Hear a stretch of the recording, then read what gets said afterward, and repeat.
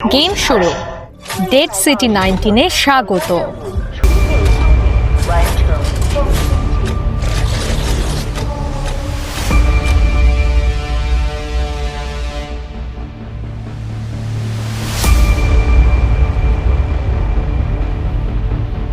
এক রাতে কিছু যুবক যুবতীর ফোনে আসা এক অজানা নম্বর থেকে মেসেজ পড়ার পরই সবাই অজ্ঞান হয়ে যায়।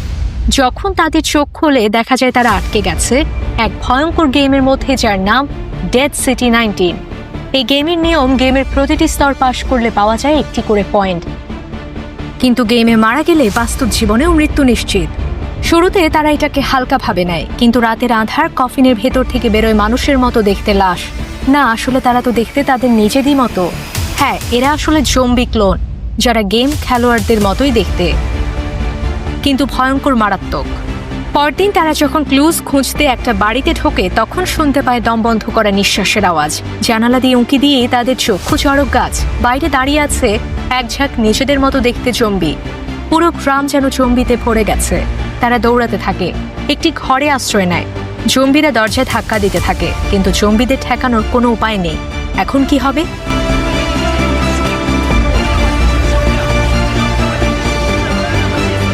ঠিক তখনই চুই নামে এক মেয়ে একটা পুরনো ম্যাপ দেখে আবিষ্কার করে গেমের গোপন রহস্য।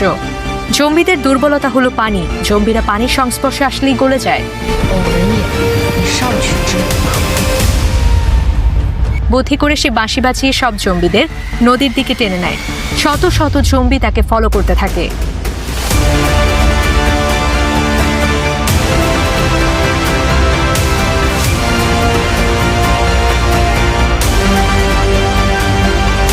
চুই পৌঁছে যায় নদীর পুলের উপর।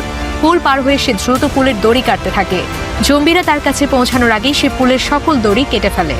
একে একে সব জম্বি পড়ে যায় নদীর পানিতে, আর পানির সংস্পর্শে আসতেই সব জম্বি গলে যায়। এইভাবে সব জম্বি মারা পড়ে। কিন্তু হায়, গেম এখনো শেষ হয়নি। মোট 10টি লেভেলের মধ্যে মাত্র 3টি পার হয়েছে তারা। গেম এখনো অনেক বাকি। আর পরের ধাপে তারা সবাইকে হাত পা বেঁধে কফিনে পুড়ে ফেলা হয়। এবার কি পারবে তারা বাঁচতে? জানতে হলে চ্যানেলটি সাবস্ক্রাইব করতে হবে।